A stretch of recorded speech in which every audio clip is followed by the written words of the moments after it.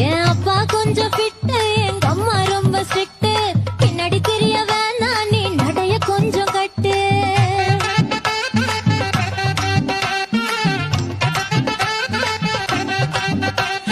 வண்டி மாட பூட்டி அந்த வாய்க்கா ஓர ஓட்டி ஊரை சுத்தி காட்டி உன்னை கூட்டின்னு போறேன் கேட்டி.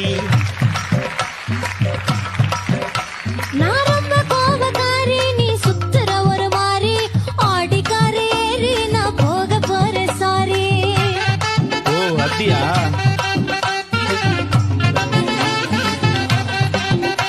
நான் வைக்க மாட்டேன் தாடி, நீ வேணா எனக்கு போடி. இந்த மாமாவை தான் தேடி உன் தங்கச்சி வர ஓடி.